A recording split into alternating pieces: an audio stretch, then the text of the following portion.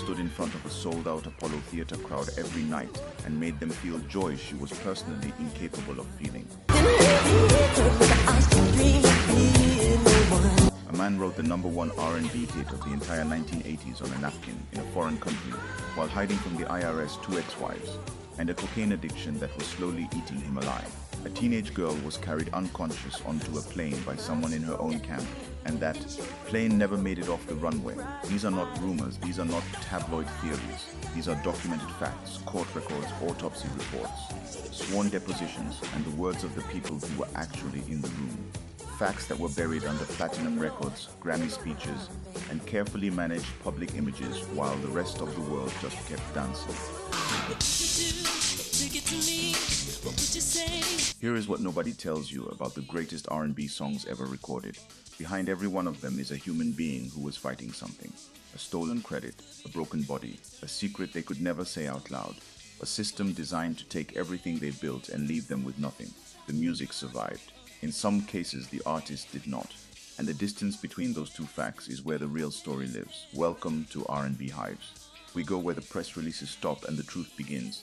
10 legendary artists, 10 iconic songs, 10 stories that will permanently change the way you hear this music. This is not a celebration, this is a reckoning. Let's count it down. Number 10, You Know How to Love Me, Phyllis Hyman, 1979. In 1973, a tall, impossibly beautiful woman from Pittsburgh, Pennsylvania was working as a singer on a cruise ship when she met the man who would eventually become her manager and her husband, Larry Alexander. She wasn't famous yet. She wasn't even signed, but the voice that came out of her made people stop whatever they were doing and just stand still. By 1979, Phyllis Hyman had fought her way to Arista Records and walked into a studio with two of soul music's most gifted producers, Reggie Lucas and James Mountune. What they built together was You Know How to Love Me, an electrifying R&B and disco-era anthem that hit number 6 on the disco chart and number 12 on the Hot Soul singles.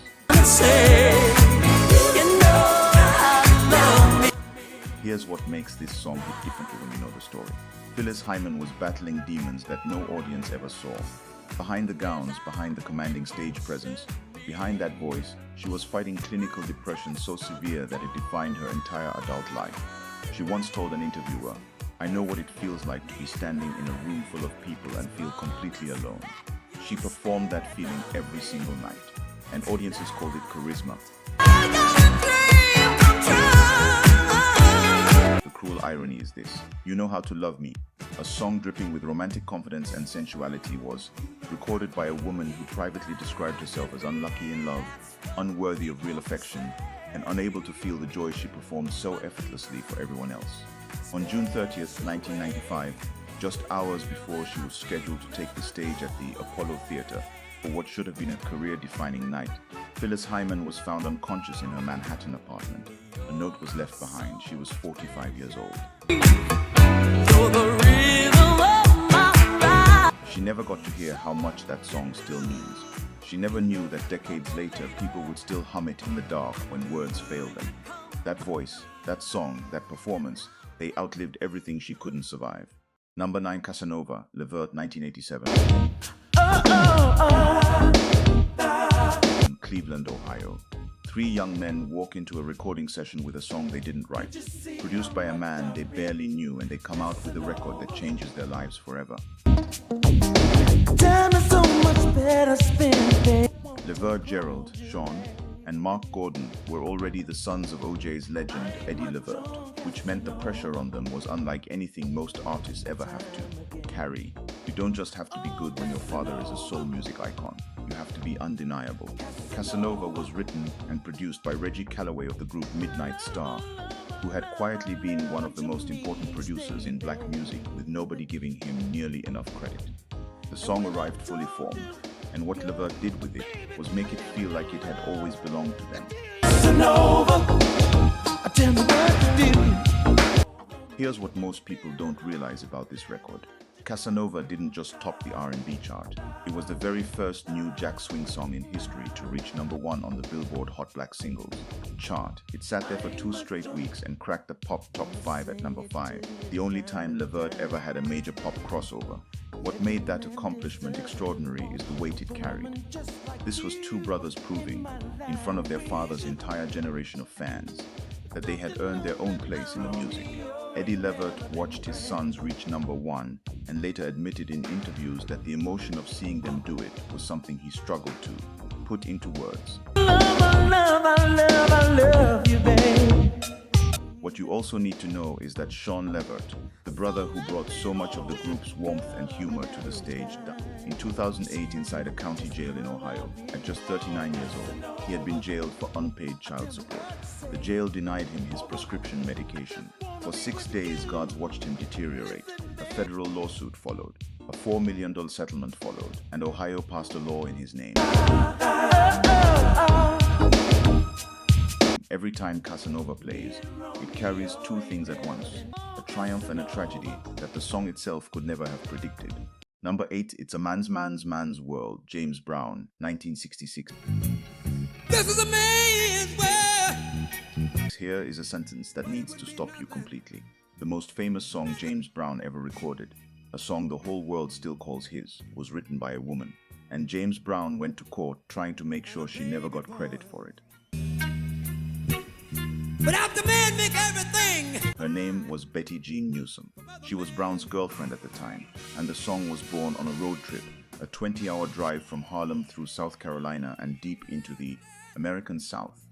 The limousine they were in was approaching a stretch of Carolina highway lined with Ku Klux Klan members in hoods, burning crosses on the side of the road.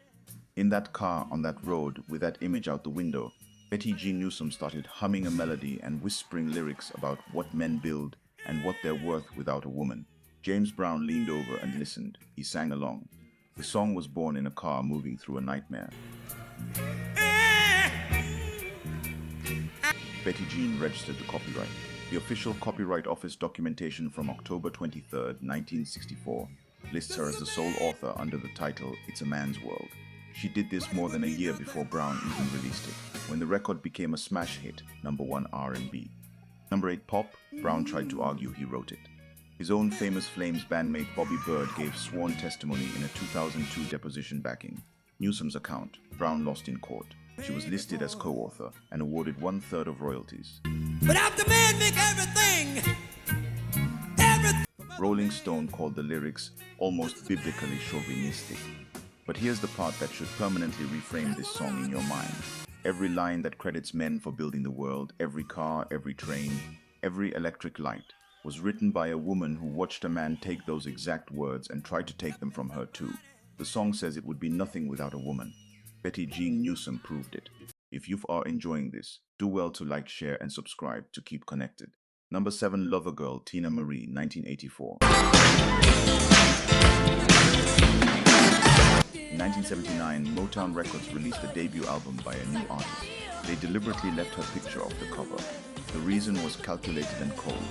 Radio stations were playing her record, assuming she was black, and Motown didn't want to lose the audience by revealing she was a white woman from Santa Monica, California.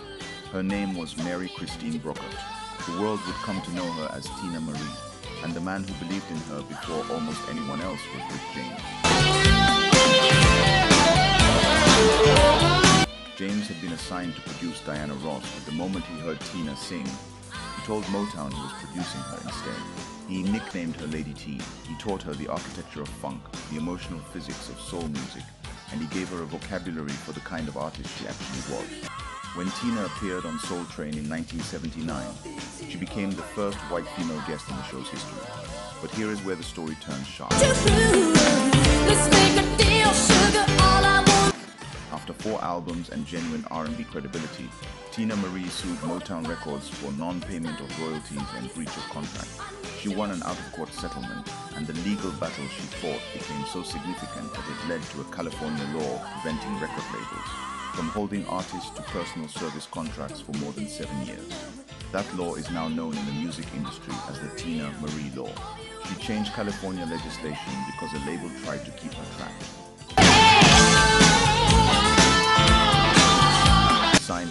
Records, and in 1984, Completely Free. Completely in control, she wrote, produced, and recorded Lover Girl entirely by herself. No outside producers, no label interference, just Tina, alone, in command of every instrument on the track. The record peaked at number 4 on the Billboard Hot 100, her biggest pop moment ever. The same woman whose face they hid from the public had just produced her own number 4 hit without asking anyone's permission. Rick James saw the chart position and called her. He told her he always knew. Number 6, Super Freak, Rick James, 1981. She's a very kinky girl. December 1980. Los Angeles, California. Rick James is in the studio, and every single song for his new album, Street Songs, is done. The album is finished. The sessions are over. She's a super freak, she's super freaky. Except James can't stop. He sits back down, alone in the studio, long after everyone else has gone, and in one impulsive stream of consciousness session, he writes and records the outline of a new song. He described it in a 1983 interview with Musician magazine as a silly little lick that he just put together really quickly. He said he wanted a silly song with a bit of new wave texture. He stacked Temptations' backing vocals on top of it, sang the melody in what he called an operatic tone, and went home. That song was Super Freak, and nothing in Rick James's life was ever the same again. The record went to number 3 on the Billboard Hot 100 and was nominated for a Grammy. But the moment that truly sealed its immortality came 9 years later when MC Hammer sampled that iconic bass line. The line James played himself, "For you can't touch this." The song sold nearly 20 million copies. James later said that his share of the publishing on the Hammer deal was approximately 80%. He reportedly received royalty checks large enough that people around him thought he was making up the numbers. Here is the thing about Rick James that never gets said enough. He built Tina Marie. He wrote for Eddie Murphy. He produced the Mary Jane Girls. He helped resurrect the Temptations. He was one of the most generous, prolific producers of his generation, and Super Freak, the song he threw together as an afterthought at the end of a finished album, became the thing that funded the second half of his career. He died on August 6, 2004 at 56 years old, with 9 different substances in his system. His family told the public he had cleaned up after prison. The coroner told the truth. Super Freak lives forever. Rick James deserved more time to do the same. Number 5, Billie Jean, Michael Jackson, 1983. The most important thing to understand about Billie Jean is that Michael Jackson almost died, writing it, not metaphorically, physically, in a car on a California freeway. During a break from the Thriller sessions in 1982, Jackson was riding in his Rolls-Royce down the Ventura freeway with his assistant Nelson Hayes when a kid on a motorcycle pulled up alongside them and pointed at the car. The car was on fire. Hayes tried to tell Jackson. Jackson couldn't hear him. He was so completely absorbed in the bass line playing in his head, the bass line for Billie Jean, that the world around him had ceased to exist. The song was born out of something darker than most people know. Throughout the Jackson 5 years, the family was plagued by obsessive fans who would follow them from city to city, appearing at backstage doors and hotel rooms and making false paternity claims. Michael had watched his brothers deal with it for years. Then it started happening to him directly. A woman wrote him letters claiming he was the father of one of her twins, a man she had never met in her life. The letters escalated. Then came a package containing a gun, with instructions suggesting they both use it so they could be together in the next life. Jackson had the woman's photograph framed and hung it above the family dining room table. His mother, Catherine, was horrified. The woman was eventually institutionalized. Jackson channeled everything, the fear, the parasocial obsession, the violation of it, into a song. Producer Quincy Jones famously fought against including it on Thriller. Jones thought the bass was too prominent. Jackson held firm. It was the only song he ever truly argued for with Jones. Billie Jean went to number 1 on the Billboard Hot 100 for 7 weeks. The music video was the first by a black artist to receive heavy rotation on MTV, a station that had been, up to that point, quietly refusing to play black artists regardless of talent or sales. The song cracked the wall open that the entire industry had been pretending wasn't there. Number 1, 7 weeks, a wall destroyed, and a bass line that was almost lost on a burning highway. Number 4, Try Again, Alia, 2000. In 1999, Timbaland was alone in a studio in New York City, doing what producers do between sessions, fooling around on a keyboard, half listening to himself, not really trying to make anything in particular. His hand slipped. He hit something wrong. A glitchy, stuttering, offbeat loop fell out of his fingers by accident. His engineer Jimmy Douglas was in the room and heard it. Douglas told him to stop. Stop right there. Play that back.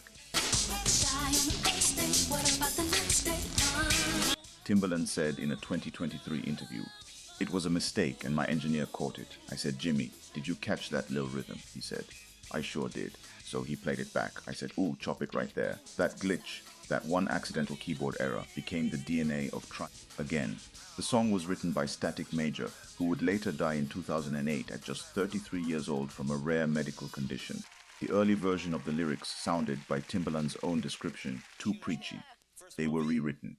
Jay-Z walked into the studio while they were finishing it, heard the playback, and said, and this is Timbaland quoting him directly, "Oh my God." Timbaland said that was the moment he knew they had something real. Oh no, I'd have to be a vampire. Oh, you got Very to be. hot, sexy female vampire. Try Again was released March 21st, 2000. It went to number 1 on the Billboard Hot 100 and made history as the first song ever to reach number 1 based entirely on radio airplay alone. No physical sales, no downloads, just radio stations playing it until the country couldn't take it anymore. 18 months later, Alia was gone. She was 22 years old, killed in a plane crash in the Bahamas with a pilot who had cocaine in his system, fake credentials, and a criminal record for drug possession, a record he had received just 12 days before the flight. Try Again was her final number 1, a song built on a mistake that became the most perfect thing she ever recorded. If that's not a metaphor for what happened after, I don't know what is. If you are enjoying this, do well to like, share, and subscribe to keep connected. Number 3, I Will Always Love You, Whitney Houston, 1992. This song was never supposed to be on the album. Let that land for a second. The best-selling single by a female artist in the history of recorded music almost didn't exist. Whitney Houston had already chosen her lead single for the Bodyguard soundtrack, a cover of Jimmy Ruffin's What Becomes of the Broken Hearted. The arrangement was being finalized, and then production discovered that the same song was already set to appear in the score for the film Fried. Green Tomatoes. They needed a new song. Fast. Kevin Costner, her co-star, the man who had personally called Whitney to convince her to take the role, who promised her in his own words, "I will not let you fall," walked into the conversation with a suggestion. He had a tape of Linda Ronstadt's 1975 cover of a country song written in 1974 by Dolly Parton. He played it for Whitney. Then he did something the label's record executives actively argued against. He told her to open the song completely a cappella, no instruments, nothing but her voice alone for the first 16 seconds. The label said radio wouldn't play it. Costner told them to get over it. Whitney sang the a cappella intro in one take. Dolly Parton heard it for the first time on the radio while driving in her car and said she didn't even recognize her own song. Then she started crying. Bittersweet. I Will Always Love You spent 14 weeks at number 1 on the Billboard Hot 100 and 10 weeks at number 1 in the UK. It won the Grammy for Record of the Year in 1994. It remains one of the top 5 best-selling singles in the history of recorded music, with over 20 million copies sold worldwide. Dolly Parton, who owns all the publishing rights, has described the royalty windfall as enormous. She presented Whitney with the Grammy herself and later wrote, "I will always love Whitney and what she did with my little song." The woman who sang it was found dead in a Beverly Hills hotel bathtub on February 11, 2012. She was 48 years old. The autopsy found cocaine in her system. Her family had publicly said she was clean. The song outlived everything. It always will.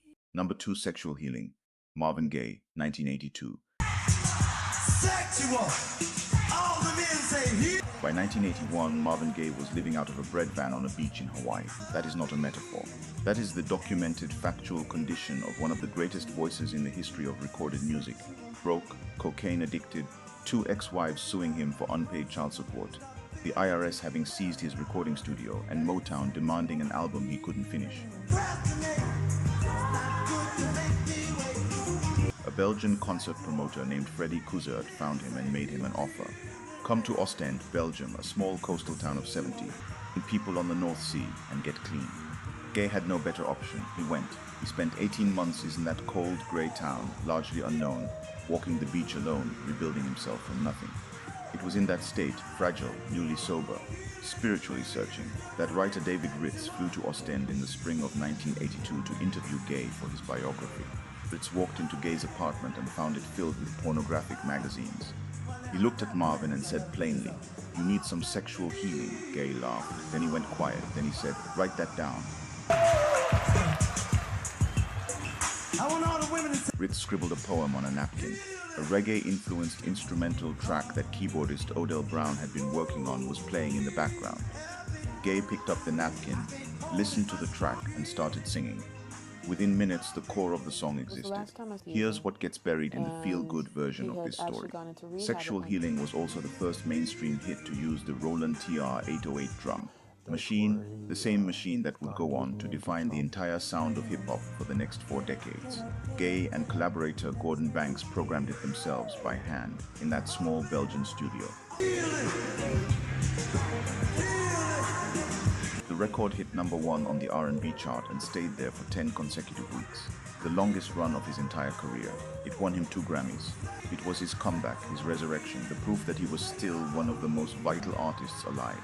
Marvin Gaye returned to America. He started using drugs again almost immediately. He moved in with his parents. On April 1st, 1984, the day before his 45th birthday, his father shot him during an argument. Marvin Gaye died the next morning. Sexual Healing was the last album released in his lifetime. He recorded it in exile on a napkin in a town he never planned to stay in, and it became the greatest comeback in soul music history. #1, Never Too Much, Luther Vandross, 1981. Before Luther Vandross was Luther Vandross, he was the voice you heard everywhere and could never put a name to. He sang background vocals for David Bowie on the Young Americans album in 1974. Bowie heard him in a studio session and reportedly said, "I love this guy," before recruiting him on the spot. Luther went on to sing backgrounds for Chick, Aretha Franklin, Barbra Streisand, Bette Midler, Donna Summer, Chaka Khan, and Diana Ross. He sang jingles for Burger King and Kentucky Fried Chicken. He was the secret ingredient in other people's records for years. Then Roberta Flack, one of the icons he had been quietly supporting, reportedly let him go during a sound check rehearsal, not as punishment, as a push. She had been around long enough to know what was standing in front of her. If Luther Vandross kept making other people sound better, the world would never hear what he actually was. In late 1980, Luther began shopping a 2-song demo around every record label that would listen. Most passed. Then 2 executives at Epic Records heard 1 song from that demo and signed him the same day. He went into Media Sound Studio in New York City with his childhood friend and bassist Marcus Miller, who would later describe Luther's creative vision as a sound in his head he had to get out, and recorded his debut album completely self-produced. Every arrangement, every decision. No outside producer, just Luther. Never Too Much was released in 1981. It went to #1 on the R&B chart, and the album was certified double platinum. He was 30 years old, and he had been invisible for a decade before that moment. Here is what the music never showed. Luther Vandross was a man who sang about love more beautifully than anyone alive, and who reportedly spent his entire adult life unable to live it. Openly, the AIDS epidemic was devastating the black community. The stigma around sexuality in R&B was absolute. His closest friends have said in interviews that he chose to keep his private life completely sealed, not because he was ashamed, but because he calculated correctly that the world he was working in would not have accepted him.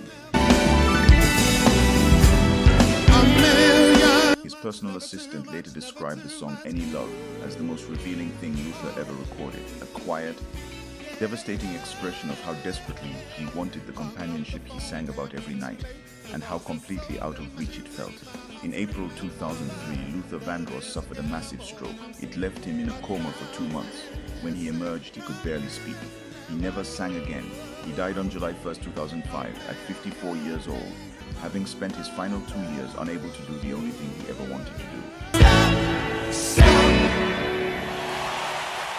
Never Too Much was the song that introduced the world to a man who gave everything he had to the music and kept everything else locked inside.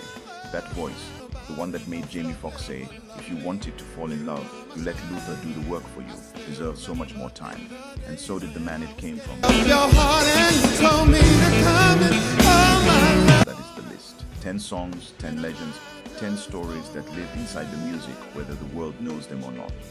Drop in the comments which one of these hit different once you knew the truth. And if this video meant something to you, you already know what to do.